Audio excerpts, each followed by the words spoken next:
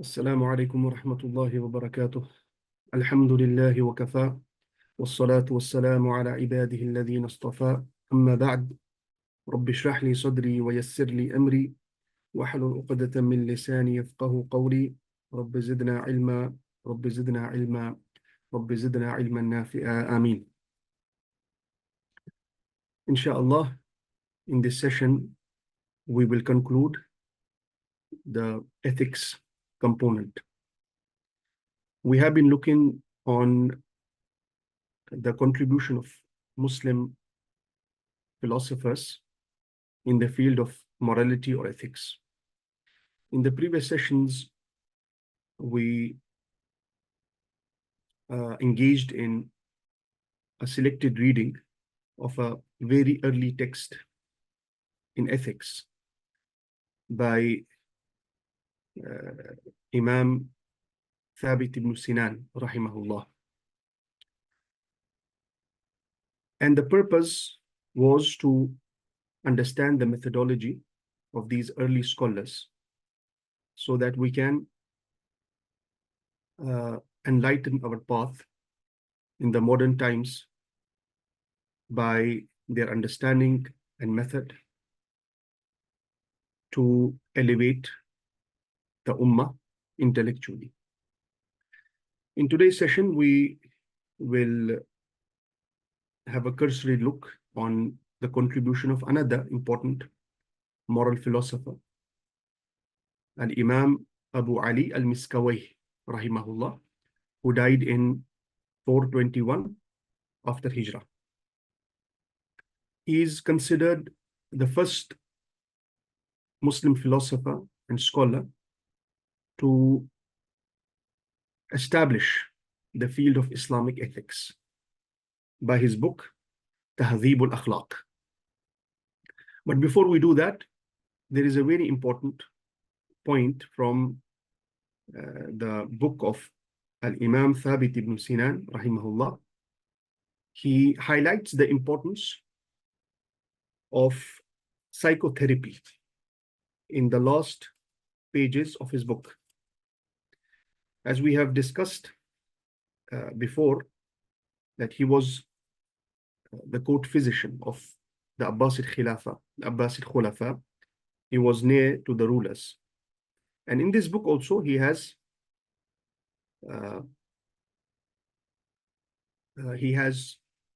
given nasayah. He has advised the rulers in this regard. He says in the last pages that it is obligatory on the rulers to establish hospitals in which they select the best scholars of akhlaq and psychology so that they can treat the spiritual sicknesses of the patients. And he says that it is more important than establishing the hospitals which treat physical diseases. So this is the first instance of highlighting the importance of psychotherapy.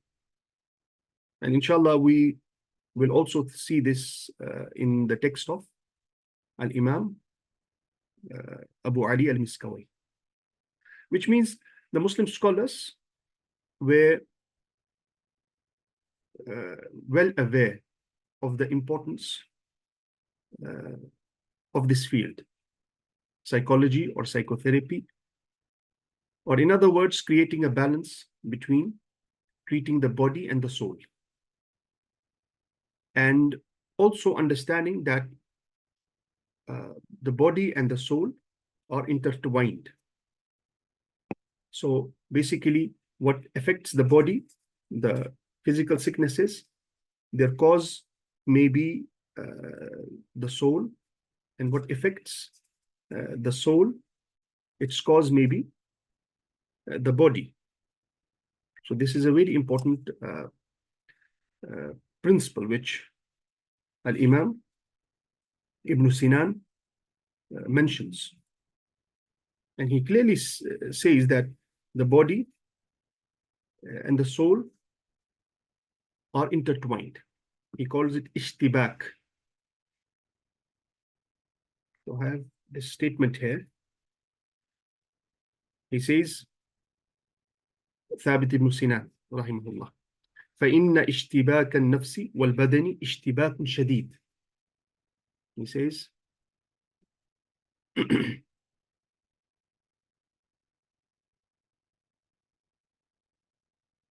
فإن اشتباك النفس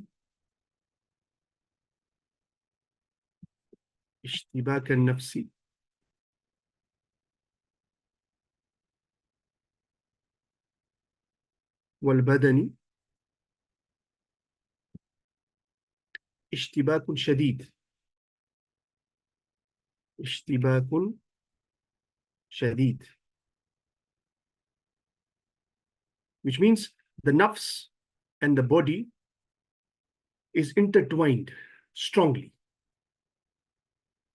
So this is again the holistic and integrated methodology, because as we have seen, Al-Imam Thabit ibn Sinan was also a medical doctor, and he has mentioned this in many places in the text. So he says, for example, صحة البدن أساس لصحة النفس. The health of the body is the foundation for the health of the nafs. So for this reason, he highlighted the importance of psychotherapy. Now coming back to, this was the only point which remained a very important point. And he says in that it's obligatory on the rulers to establish these hospitals, more than the hospitals which treat the physical diseases. And now we can see in our times, the field of psychology, psychotherapy, psychoanalysis, this field has advanced a lot because of the mental health sicknesses in our times, which have been caused by the Western lifestyle, the fatigue which is caused by the Western modernity. Coming back to Al-Imam Al-Miskawayh, he does not need any introduction. He's one of the greatest scholars. And in him also, we can see the integrated and holistic, comprehensive methodology, because he contributed in several fields. He is a very prolific historian. He wrote a great book in history, which he called Tajaribul Umam, the experience of the nations, learning from the tajriba of the nations. And we know tajriba, the knowledge which is based on experience, is one of the main methods applied in psychology, even in medicine. Tajriba is a very important source and method of knowledge. So he's a historian, he's a medical doctor, he is a he has contributed in literature, and on top of that, the main field in which he contributed and he became famous for is al-akhlaq, ethics. So the Muslim scholars, particularly the scholars who lived in the early golden generations of Islam, were polymaths. They integrated different fields of knowledge, and they adopted this comprehensive methodology, which we have highlighted many times. There is another scholar who is from the teachers of Al-Imam Miskawayh, rahimahullah, and he also has this early contribution to the field of ethics. His name is Abu Zakaria Yahya ibn Adi. Abu Zakaria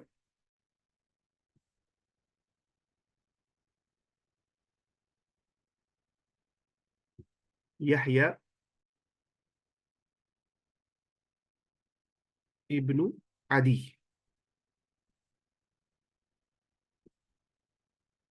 He died in 363 after Hijrah.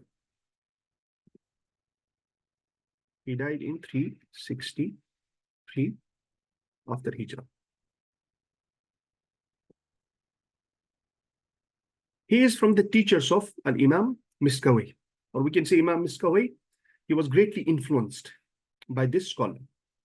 But Abu Zakaria Yahya ibn Adi is a Christian, Orthodox Christian scholar. Why are we including him in Muslim legacy?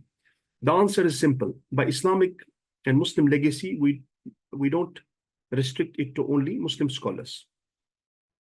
We mean all those scholars, whether irrespective of their religion and ethnicity, who contributed to the Muslim civilization, or who were contributing and writing in the Muslim atmosphere. And they were influenced by the Muslim scholars, and they also influenced the Muslim scholars. If these conditions are met in a non-Muslim scholar, we will cherish his contribution. We will benefit from his contribution in any field. It can be in, and mostly it is, the contribution is in social sciences and the non-textual fields. So we don't have non-Muslim scholars contributing in hadith and fiqh and usul al-fiqh and these Islamic sciences. The majority of them were engaged in the worldly sciences, secular sciences, as we call them. So Al-Imam Abu Zakaria Yahya ibn Adi, his book is also called Tahdhib al-Akhlaq.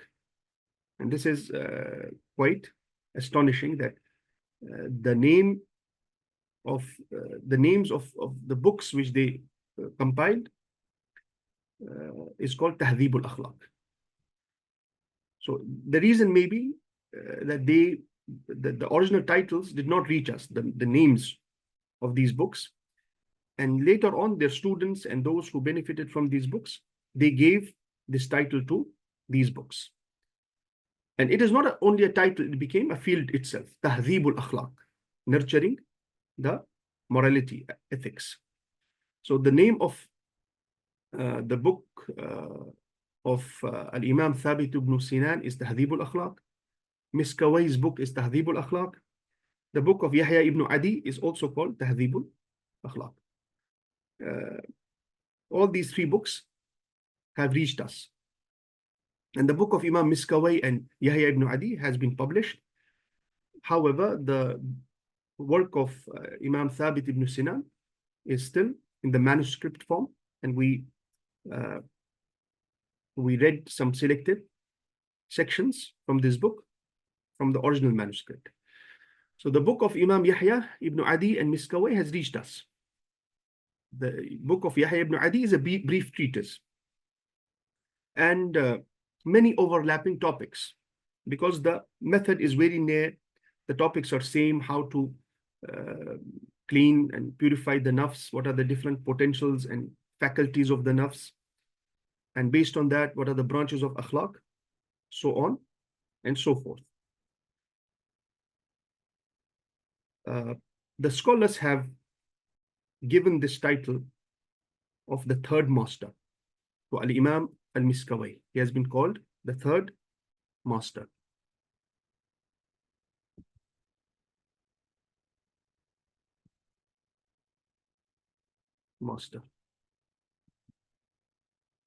And this refers to his contribution in understanding the Greek legacy, or inheriting the Greek legacy. He has also been known as Aristotle Arab, Aristotle of the Arabs. So we have these Muslim philosophers, Al-Farabi, Ibn Sina, Al-Kindi, Ibn Rushd. They engaged with the Greek legacy and changed it, they added to it. So these alqab, these titles were given to them, the first master, the second master, and he has been called the third master because of his contribution. And some Muslim thinkers have even preferred him over the greatest Muslim philosophers. Like we have the great poet and philosopher of the East, Muhammad Iqbal. He says his metaphysical philosophy is better than the philosophy of Farabi. Farabi is the famous Muslim philosopher. And Yahya ibn Adi has greatly benefited from Farabi. Farabi influenced this Christian scholar, Yahya ibn Adi. So this book, the book of Imam Miskawayh, because the book of Yahya ibn Adi is a brief treatise, same topics. The book of Imam Miskawayh, Tahdhib al-Akhlaq, follows the same path, same method, which we called virtue theory. Virtue theory. Understanding our nafs and the potentials, faculties of the nafs. How to create balance in those faculties. How to reach the golden mean in those faculties. This is the purpose of akhlaq. And we said this is Aristotelian thing. And this method, Aristotelian method of ethics. But of course, they did not, the Muslim scholars, they accepted the method, but they also contributed more, they changed it, they agreed and disagreed with some branches. But in principle, the virtue method, that's why we said, when discussing about and comparing this with the Western moral philosophy, we said the nearest method or the nearest theory to the Muslim ethics and Muslim ethical philosophy is the virtue theory. And with explaining the virtue theory, he highlighted the importance of tajriba. In ulum, tajriba. Tajriba means experience. The importance of experience in ulum, in knowledge, method, and ethics generally. So psychology, psychotherapy is all based on tajriba. And interestingly, he called his book on history, which has reached us, it has been published in several volumes, he called it Tajaribul Umam, the experience of the nations. He also has original contribution in epistemology, Nadhariyatul Ma'rifah. Epistemology, he contributed. He has written about it also. And we can extract his Nadhariyah, his epistemological theory from the book Tahdhib al-Akhlaq. So for example, he says, Al-insanu yudrikul haqa'iqa, insan, a human being, he understands the realities by some faculties. Now this is sources of knowledge. Number one is tariqul hawas al-khams, the five senses. Number two is al-aql, the intellect. And then he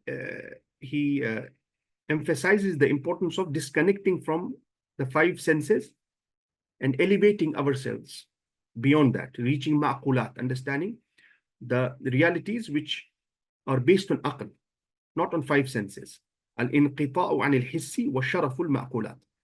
Disconnecting from the five senses and the sharaf, the virtue of ma'qulat, the virtue of realities, knowledge, which are based on al-aql. He also maintains that al-aqlu yushrifu ala al-hawasi wa yusahhihu akhta'aha.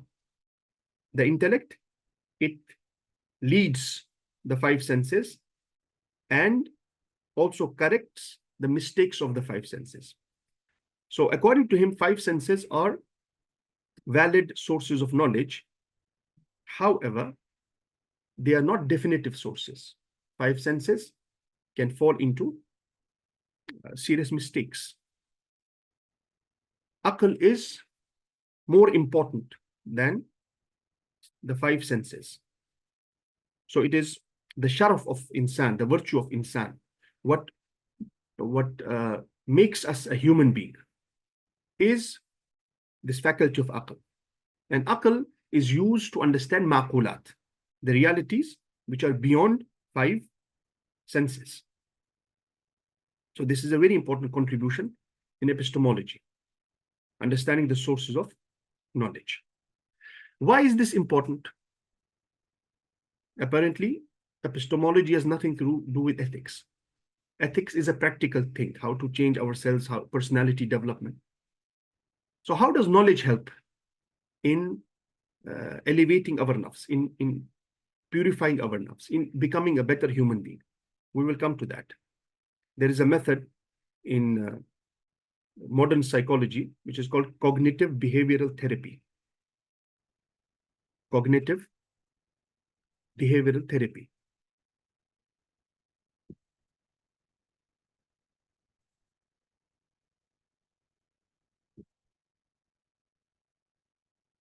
This method is based on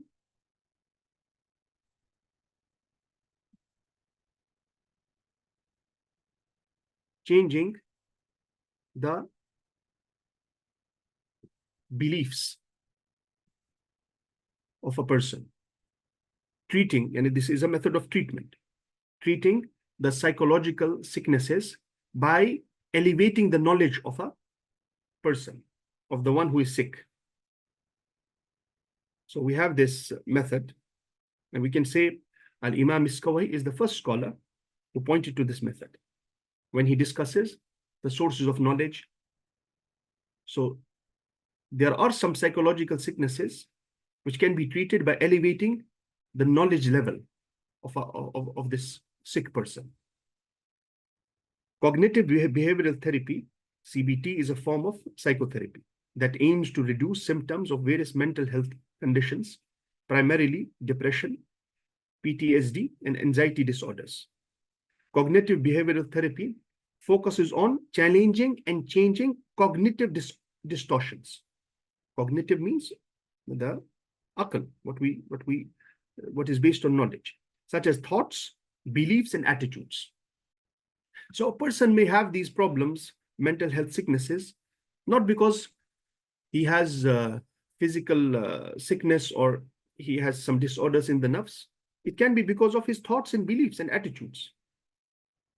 So cognitive behavioral therapy focuses on challenging and changing cognitive distortions, such as thoughts, beliefs, and attitudes, and their associated behaviors to improve emotional regulation and develop personal coping strategies that target solving current problems. Though it was originally designed to treat depression, its uses have been expanded to include many issues and the treatment of many mental health and other conditions, including anxiety, substance use disorders, marital problems, and other disorders. CBT includes a number of cognitive or behavioral psychotherapies that treat defined psychopathologies using evidence-based techniques and strategies. This is a complete field in itself. So we can see in this book how Al-Imam Miskawayh focused on understanding the sources of knowledge in order to treat the sicknesses which are based on distortions in knowledge, distortions in belief, thought. A person may have distorted beliefs. A person may have evil and wrong beliefs and attitudes and thoughts, thinking, based on the distorted form of knowledge which he has acquired. And this will affect his behavior. This will affect how he treats other people. Islamophobia is the best example. Why is media very important? Because and if all human beings would apply only intellect, aql, to the best, in the best possible manner, these means of propaganda would not have any effect. But this doesn't happen. It's only a minuscule minority from the human beings who know how to use their aql in the best possible manner. That's why the majority is influenced by the propaganda. This propaganda, false news, fake news, it shapes their thinking, beliefs, and eventually this affects the behavior. So this cognitive behavioral therapy, which is used in our times, was alluded to by Al-Imam Al-Miskawayh, rahimahullah. And in this also, see, in cognitive behavioral therapy, there is a method which is called embracing the realities of life. Some people may feel it difficult to embrace the realities of life. Like, for example, sadness is a reality of life. Hardship, difficulty, which creates sadness, is part and parcel of life. Death is a reality of life. So this fear from embracing the realities of life, which are difficult, creates mental health sicknesses in some people. So part of cognitive behavioral therapy is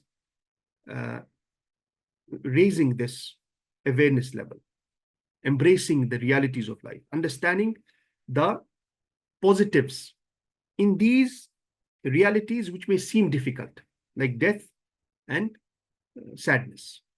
And you will see in this book, Tahdhib al-Akhlaq of Al-Imam Miskawayh, he talks about علاج الخوف من الموت, treatment of fear from death. He also talks about علاج الحزن, treatment of sadness. So he talks about the positive aspects of death. He even takes it to a next level by discussing the pains of death. Is death a painful experience or not? And this has been discussed by many other scholars. And he establishes that death is not a painful experience. Death, in fact, is a gift and blessing from Allah subhanahu wa ta'ala. What is painful may be the sickness before the death. A person may have a condition, may Allah protect us, which is painful. But death is a relief from the pain. Death itself is not a painful experience. Now, this is his claim. So he creates this positive approach towards these realities so that we can embrace them. Okay, this is also cognitive behavioral therapy, because the negativity which we have, or the fears which we experience in embracing these realities, these are just two examples which he has discussed, and there can be other examples, may create anxiety, depression, and other mental health sicknesses in us. So this is part of cognitive behavioral therapy. There is another important method used in modern psychology or medicine. We can say integrating psychology and medicine. It is called psychosomatic medicine. It is called psychosomatic medicine.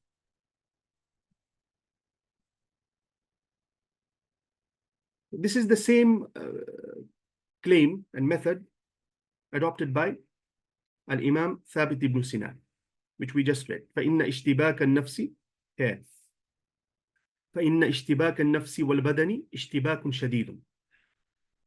Nafs and body, the soul and the physical body, is intertwined, which means nafs affects the body and body affects the nafs. They're intertwined. So in order to treat the sicknesses, whether they are physical or spiritual, of a human being, we must integrate between understanding the nafs and the body. This is what psychosomatic medicine does. Psychosomatic medicine is an interdisciplinary medical field, combining different disciplines. And I have been emphasizing this many times, that specialization is the fruit of Western modernity, and it has its problems. The method of the Muslim scholars was all comprehensive, integrated, holistic. It was not specialization as we use this term in the Western jargon. So psychosomatic medicine, now they are coming back to this realization that specialization has harmed us. We need to combine between different fields in order to reach the best knowledge. interdisciplinary medical field exploring the relationships among social, psychological, behavioral factors on bodily processes and quality of life in humans and animals. So it is not only the bodily factors which affect our behavior. Body is very important. Healthy body means healthy soul. However, the social, psychological, behavioral factors influence the body. The academic forebearer of the modern field of behavioral medicine and a part of the practice of consultation lies in psychiatry. Psychosomatic medicine integrates interdisciplinary evaluation and management involving diverse specialties, including psychiatry, psychology, neurology, psychoanalysis, internal medicine, pediatrics, surgery, allergy, dermatology, and other fields. So this is an integration. This is called psychosomatic medicine. And Imam Ibn Miskawayh also pointed to this very clearly when he discusses the relationship between nafs and jism and the ta'thir of both on one another. And this is one of the main methods of all these moral philosophers, including Thabit ibn Sinan. The integration of nafs and body. Now you can see how great the contribution of Muslim scholars was. And we are talking about times when West was still in dark ages. West has greatly benefited from the contribution of Muslim scholars. And it is our decline that we are ignorant of our legacy. We may not adopt everything which they said. Many things, particularly in the secular sciences, may have become irrelevant in our times. But cherishing the legacy means understanding their method, understanding their contributions, and using it in tajdeed of the ummah, in revival of the ummah. So the asala, the originality, original contribution of Miskawayh in psychology also is very clear, because these are intertwined and interconnected branches and fields of knowledge: psychology and morality, ethics. So we can, if we summarize the project of Imam Miskawayh, if we summarize the project, the ethical project of Miskawayh,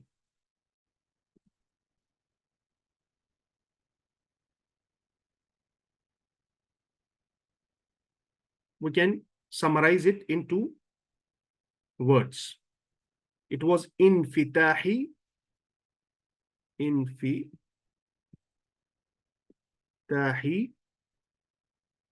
and intiqai.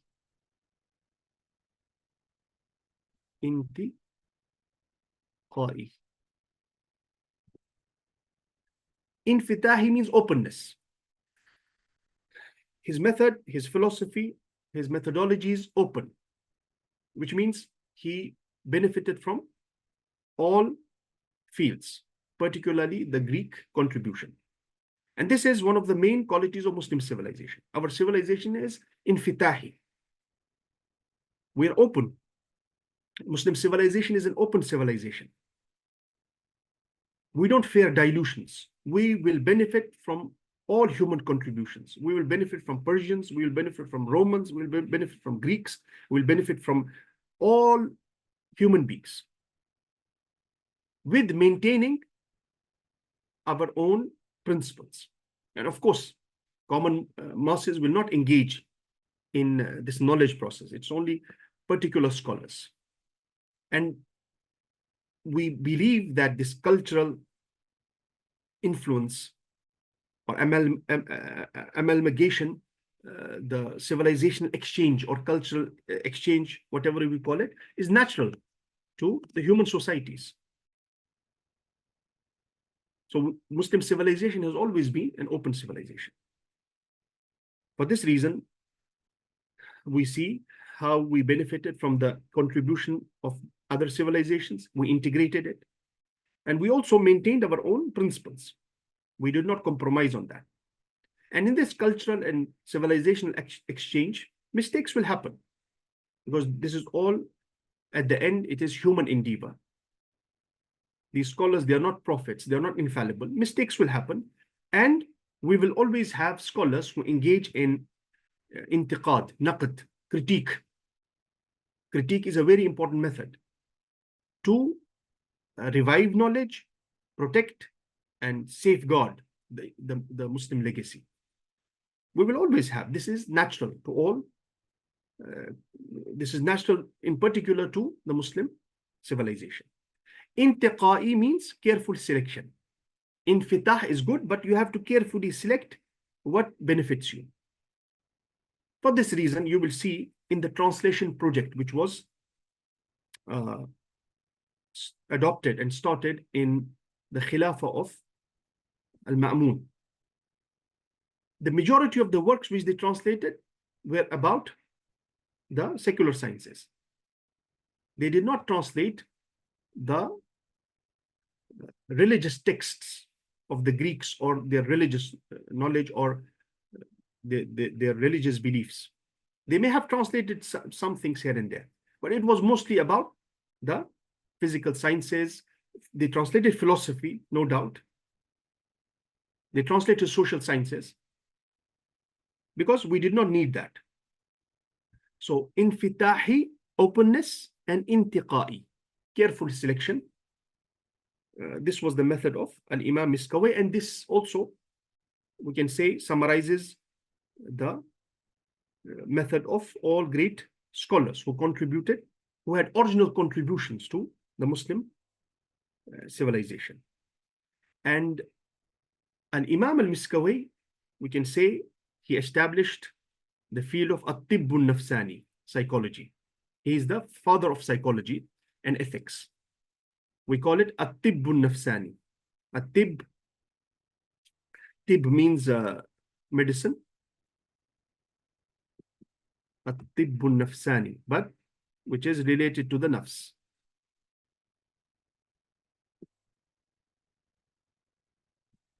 At-tibb al-nafsani. And this at-tibb al-nafsani is an integration of all these ulum.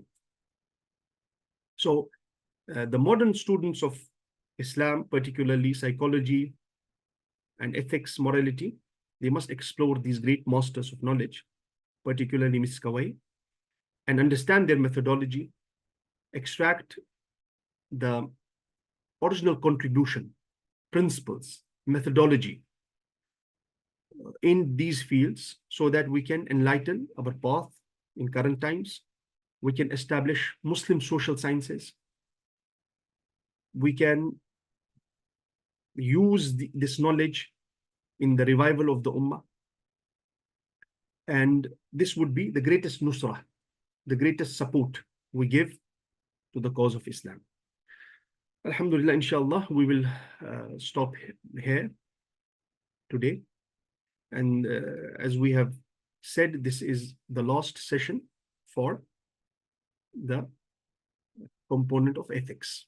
Alhamdulillah, we have completed our discussion about ethics. And as I have mentioned many times, I have repeated that the purpose is not to study these fields, because every field needs a dedicated and serious effort and engagement. The purpose is only to understand Islamic worldview as a whole, at least the basic principles of Islamic worldview, in order to foster the revival, or the basic constituents of the revival of the Ummah, so that whoever listens to these sessions appreciates Islamic legacy and finds the mawad for contributing to these fields, or at least fostering thinking between us And understanding that Islamic civilization, Muslim civilization, is a holistic and comprehensive civilization which has a integrated, comprehensive worldview. And because of this important foundation, which was very clear in the minds of all early Muslims, particularly Muslim scholars who were working in the golden age of Islam, they tried to contribute in all fields of human knowledge in order to create this worldview. We ask Allah subhanahu wa ta'ala to grant us understanding. May Allah subhanahu wa ta'ala cleanse our body and soul from all sicknesses. May Allah subhanahu wa ta'ala elevate the ranks of all these great scholars, accept their efforts, and give us tawfiq of benefiting from them and contributing in our times. We ask Allah subhanahu wa ta'ala to accept these sessions and forgive our mistakes and shortcomings in these sessions. We ask Allah subhanahu wa ta'ala by his beautiful names and exalted attributes to cure our sick, accept our martyrs, and forgive all our dead. Ameen ya Rabbal Alameen. Wa sallallahu ta'ala ala nabi al-ummi.